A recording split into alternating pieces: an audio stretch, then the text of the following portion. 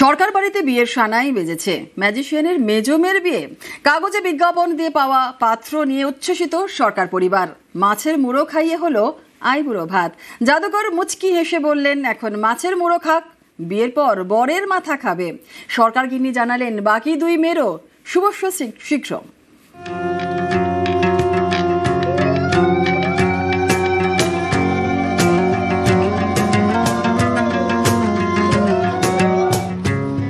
জাদুশিল্পী পিসি সরকার junior ও জয়শ্রী সরকারের কন্যাদের জন্য জাতি, ধর্ম, বর্ণ নির্বিশেষে 38 থেকে 45 উপযুক্ত, সুদর্শন, দীর্ঘাঙ্গ, সুপ্রতিষ্ঠিত পাত্র চাই। মানেকা সরকার, মৌবনী সরকার আর মুমতাজ সরকার, 3 মেয়েকে নিয়ে ভরা জাদুর সংসার। প্রদীপ, জয়শ্রী দুজনেই চেয়েছিলেন 3 মেয়ের বিয়ে হোক ঈশ্বরের ম্যাজিকে, অর্থাৎ কাগজে দেওয়া হবে বিজ্ঞাপন, তারপর পছন্দ অপছন্দ, পাকা দেখা, পাকা কথা। গত বছরের শেষে 3 মেয়ের বিয়ের জন্য কাগজে বিজ্ঞাপন দিয়েছিলেন জাদু সম্রাট পিসি সরকার জুনিয়র। 6 মাস না যেতেই মেজ মেয়ে মৌবনীর জন্য পাত্রের সন্ধান মিলেছিল। পাত্র সৌম রায়, বাড়ি চন্দননগর, পেশা রিসার্চ অ্যানালিস্ট। এরপর দুবারই সদস্যরা একটি রেস্তোরাঁয় দেখা সাক্ষাৎ করেন, কথা এগোয়, পাকা হয়। এরই মাঝে মৌবনী ও সৌম একে অপরকে ডেট করেন। বিয়ের দিন পাকা হয়। 30শে নভেম্বর দক্ষিণ কলকাতার এক হোটেলে বসছে বিয়ের আসর। 4 হাত এক হবে। মায়াজাল দেখে বড় হওয়া মেয়ে জড়াবে নতুন মায়ার জালে, তাই আইবুড়ো ভাত। বাড়ির আদরের মেজ মেয়েকে নিয়ে সরকার বাড়িতে হই হই ব্যাপার। ইচ্ছে আছে কোনো একটা মেয়ের কোনো একটা ঘর জামাই রাখবো, ভীষণ ভাবে, ভীষণ। একটা না পারলে দুটোই। এখন একজনকে তো উপায় নেই এখন আমি ওই ধান্দায় রয়েছি, কোনটাকে ঘর জামাই করব। হাত ধরে হাঁটতে শেখানো মেয়েটা অন্য মায়ায় জড়িয়ে পড়বে। মায়াজালের রাজার চোখে জল, আবেগে ভাসছেন পিসি সরকার জুনিয়র। 3 মেয়ের জন্য পাত্রীর বিজ্ঞাপন দেওয়া হয়েছিল। 3 মেয়েকে এক ছাদনাতলায় কন্যাদান করতে চেয়েছিলেন ম্যাজিশিয়ান, কিন্তু তা যে হলো না। ত্রিধারায় বইবে, ত্রিশূলের মতো। এতে প্রথম শুল আর 2টো শুল বাকি আছে। চাইছি, কারণ এই ড্রেস থাকতে থাকতে, বিয়ের ফুলে গন্ধ থাকতে থাকতে যেন হয়ে যায় এটা। তবে আমার বন্ধু বান্ধবরা বলছে, মানে কবজির বিয়ে তো খাবো, বেশি তাড়াতাড়ি ঘন ঘন খেলে পরে পেট খারাপ হবে, একটু রয়ে শুয়ে করবো। আপনি বলছি জামাইয়ের মাথায় খাও, এটা থেকে শেখো। মানে মাছ, 2 মাছ, জামাই হচ্ছে টোটাল মাছ। ম্যাজিশিয়ানের মেয়ে পাত্র ডেটে গিয়ে ম্যাজিক দেখতে চায়নি।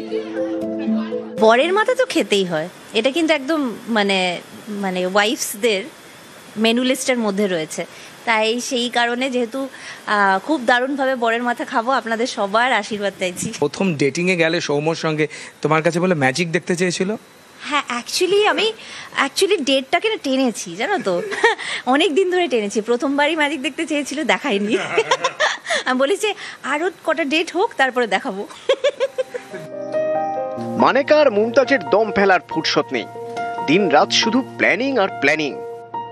ব্যাড বয় ট্রেনিংটা তো আমরাই দিয়ে দেবো। আর দেখো, শালি আদি ঘরওয়ালি। হ্যাঁ, শুধু তা না, শালি নামকরণটার ফুল ফায়দা তো তুলতে হবে, যেন আমাদের জামাইবাবু সত্যি বলে আমার শালি, এই জিনিসটা যেন বলে। 3 কন্যার 1 কন্যার বিয়ে, বাকি দুজনের কবে? বরঞ্চ আমার হবু জামাইকে কাছে টেনে নিয়ে আমি বলেছি, বাবা আমাকে একটু সাহায্য করো, আরো 2টো পাত্র খুঁজে দাও। তা কেমন পাত্র পছন্দ মানেকা আর মুমতাজের? আমি তার মা বাবা এবং আমার মা বাবাকে একসঙ্গেই রেখে দেবো। সুতরাং ঘর জামাই না ঘর বউ, তখন আর ডিফারেন্সিয়েট করা যাবে না। একটা লম্বা ছেলে পাচ্ছি না, যে মাথায় মাথায় হলেও চলবে, মানে দ্যাটস ফাইন, কিন্তু অ্যাটলিস্ট মাথায় মাথায় হতে হবে। সরকার বাড়িতে একবারে জমজমাট বিয়ের প্রস্তুতি, আর বাকিটা তো 30শে নভেম্বরের জন্য অপেক্ষা। ক্যামেরায় বিপুল ঘোষের সঙ্গে মানুষ বসাক, নিউজ 18 বাংলা। স্বাধীনতা সংগ্রামীর আশ্রম দখল, দুষ্কৃতী দৌরাত্ম, ঘরে তালা। আর গত মার্চে চাঞ্চল্যকর অভিযোগ ওঠে কসবায়। নিউজ 18 বাংলায় এই খবর দেখানো হয়। আবাসিকদের দাবি, এখন দুষ্কৃতী দৌরাত্ম্য কমেছে, পুনরুদ্ধার করা হচ্ছে সরলা পুণ্যাশ্রম। কসবার সরলা পুণ্যাশ্রম স্বাধীনতা সংগ্রামীর আশ্রম। এই আশ্রমের সঙ্গে জড়িয়ে নেতাজি সুভাষচন্দ্র বসুর নাম। মার্চে আবাসিকরা অভিযোগ করেন ঐতিহ্যশালী এই আশ্রমের জমিতে প্রমোটিং এর চেষ্টা চলছে। আশ্রম দখল করে ঘরগুলিতে তালা লাগিয়ে দেওয়া হয় বলেও অভিযোগ। একাধিকবার এই খবর দেখানো হয় নিউজ 18 বাংলায়। আবাসিকদের দাবি, একটু একটু করে এই আশ্রম পুনরুদ্ধার করা হচ্ছে। কয়েকটি বন্ধ ঘরের তালা খুলেছে। বাড়ছে আবাসিকদের যাতায়াত। শনিবার আশ্রমের বন্ধ হয়ে যাওয়া তাঁত ঘরের উদ্বোধন করা হয়। টিন কভার করার পরে আমরা অনেকটা এগোতে পেরেছি। এই যে বড়ি দেয়া, তারপরে পাঁপড় তৈরি করছে, হাতের কাজ করছে, কাঁথা তৈরি করছে। আমাদের নতুন পরিকল্পনা হচ্ছে, এই যেমন তাঁত ঘরটা বন্ধ হয়ে গেছিল, এইবার আমাদের তাঁত ঘরটা চালু করা। সেলাই অলরেডি হচ্ছে, সেলাইয়ের ক্লাসে মেয়েরা কাজ করছে এবং তারপরে গয়নাগাটি তৈরি হচ্ছে। 1929 সালে হিন্দু বিধবাদের জন্য আশ্রম তৈরি করেন বেণীমাধব দাস। বেণীমাধব দাস ছিলেন নেতাজি সুভাষচন্দ্র বসুর শিক্ষক। তিনি প্রথমে বাড়িতেই আশ্রম চালু করেন। তারপর সুভাষচন্দ্র বসুর উদ্যোগে কসবায় আশ্রমের জন্য জমি পান। আশ্রম দেখাশোনা করতেন বেণীমাধব সরলার 2 মেয়ে কল্যাণী এবং বীণা। তারা ছিলেন স্বাধীনতা সংগ্রামী। মার্চে ঐতিহ্যশালী এই আশ্রমই দখলের অভিযোগ ওঠে। আবাসিকদের মারধর করা হয় বলেও দাবি করা হয়। সেই খবর দেখানো হয় নিউজ 18 বাংলায়। তৎপর হয় কসবা থানা, সরব হয় রাজ্য মহিলা কমিশন। আবাসিকদের দাবি, এরপর থেকে ছবিটা বদলেছে। পুনরুদ্ধার করা হচ্ছে সরলা পুণ্যাশ্রম। শনিবার বন্ধ তাঁত ঘরের উদ্বোধন হয়। মহিলাদের উপর অত্যাচার যেভাবে বাড়ছিল, সেইটা আপনাদের ইনভলভমেন্টের পর ডেফিনেটলি অনেকটাই কমেছে এবং অধিগ্রহণের ব্যাপারটা যেটা টোটালি হাতের বাইরে চলে গেছিল, আমাদের নতুন কাজকর্ম শুরু হতে চলেছে এবং কাজকর্ম শুরু হয়ে গেছে। যে সরলা পুণ্যাশ্রমের সঙ্গে জড়িয়ে রয়েছে স্বাধীনতা সংগ্রামের ইতিহাস, সেই আশ্রম ফের কিছুটা অংশ পুনরুদ্ধার করতে পেরে যথেষ্ট খুশি আবাসিকরা। নিউজ 18 বাংলায় খবর আমরা সম্প্রচার করেছিলাম, আর তারপরে যখন তারা ফের একবার তাদের এই তাঁত ঘরকে তারা চালু করছেন, তারাও যথেষ্ট আশাবাদী। এই তাঁত ঘর আগামীতে শহর কলকাতার মতো জায়গাতে তাঁত শিল্পের যে ইতিহাস রয়েছে, সেই ইতিহাসকে সামনে তুলে আনতে আরও একবার অগ্রণী ভূমিকা নেবে। ক্যামেরায় মনোজ কুমারের সঙ্গে সার্নিক ঘোষ, নিউজ 18 বাংলা, কলকাতা। রাস্তার ধারে রাখা একের পর এক গাড়ি, আর সেই গাড়ির নিচে জমছে আবর্জনা। এ নিয়ে কড়া কলকাতা পুরসভা জারি করতে চলেছে নির্দেশিকা। আর সেই নির্দেশিকা অনুযায়ী সকাল 7টা থেকে 2 ঘন্টার জন্য রাস্তার ধারে গাড়ি পার্ক করা যাবে না। আর ওই সময় চলবে সাফাই, না মানলেই ব্যবস্থা।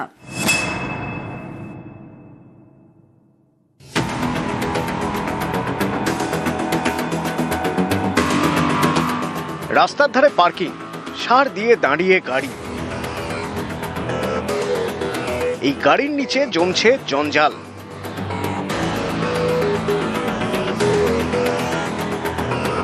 প্রিন্স আনোয়ার শাহ রোড, গড়ফা, শোভাবাজারই শুধু নয়, এ ছবি কলকাতার বিভিন্ন এলাকার। দক্ষিণ কলকাতার আনোয়ার শাহ রোড অত্যন্ত ব্যস্ততম রাস্তা, আর সেখানেই এরকম ভাবে গাড়ি পার্কিং করে রাখা থাকে রাস্তার ধারে, যাতে পুরসভার সাফাই কর্মীদের চূড়ান্ত সমস্যার মুখে পড়তে হয়। গাড়ির পাশে এবং গাড়ির নিচগুলোতে সর্বত্র জঞ্জালে পরিপূর্ণ। এখানে দীর্ঘদিন যদি গাড়ি থেকে যায়, আমাদের কাজ করতে অসুবিধা হয়, কারণ আমরা গাড়ির ভিতরে পরিষ্কার করতে পারি না। যতটুকু ঝাড়ুটা যায় ততটুকু আমরা টেনে করে নিই, কিন্তু এরপরে আমাদের করা সম্ভব নয়। কোনো সময় গাড়ি পোটলা ফুটলা এসব প্লাস্টিকের মধ্যে ময়লা ফেলে হয়তো দেখা গেলো টার্নিং গাড়িতে গেল, বাইক ফাইক চলে গেল, সেগুলো আমরা কাজ করতে আমাদের অসুবিধাই হয়।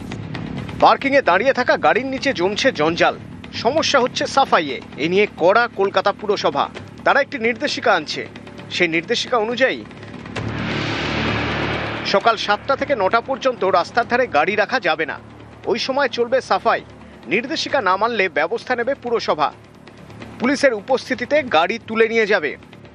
গাড়িগুলোকে রেখে দিচ্ছে রাস্তায়। এবার আমার রাস্তা পরিষ্কার চাই, কিন্তু আমার গাড়িটাকে সকালবেলা সরাবো না, তাহলে আমি গাড়িটা ফুটপাথকে ধার ধরে রেখে দিয়েছি, এবার ফুটপাতের মাঝখানে যে নোংরাটা সেটা ও ঝাড়ু দিয়ে পরিষ্কারটা করবে কী করে? সেই জন্য আমি কমিশনারকে বলেছি একটা নোটিফিকেশন করুন সকালবেলা অন্তত 2 ঘন্টা 7টা দিয়ে 9টায় যে কোনো গাড়ি পার্কিংয়ে থাকবে না, আমাদের গাড়ি কলকাতা পরিষ্কার করতে দিতে হবে। সুবিধাই হবে। কেন? কারণ পৌরসভায় রাস্তাটা পরিষ্কার থাকবে, যার গাড়ি সে গ্যারেজ কিনবে, নাহলে গাড়ি কিনে রাস্তায় তো পার্কিং করার নিয়ম নেই। এটা তো অন্যায় অনুচিত। পার্কিং প্লেসে পার্কিং করো। সমস্যা হচ্ছে মানে যে গাড়ি পার্কিং করে স্পেসটা কভার হয়ে যাচ্ছে ওই জায়গাটা, তো যখন যারা দাদারা আসে ময়লাটা পরিষ্কার করতে, ওরা ওইটুকুনি জায়গা পরিষ্কার করতে পারছে না, তো this is a big problem. আগামী সময়ে সকাল 7টা থেকে 9টা পর্যন্ত শহর কলকাতার কোথাও কোনো গাড়ি, প্রাইভেট গাড়ি হোক বা কমার্শিয়াল গাড়ি হোক, সেই গাড়ি পার্কিং করা যাবে না, এমনটাই নির্দেশিকা জারি করতে চলেছে কলকাতা পুরসভা। তাতে আখেরে কি ভালো হবে সেটাই মনে করছে শহর কলকাতার মানুষ। ক্যামেরা রাজীবের সঙ্গে অভিজিৎ চন্দ, নিউজ 18 বাংলা, কলকাতা।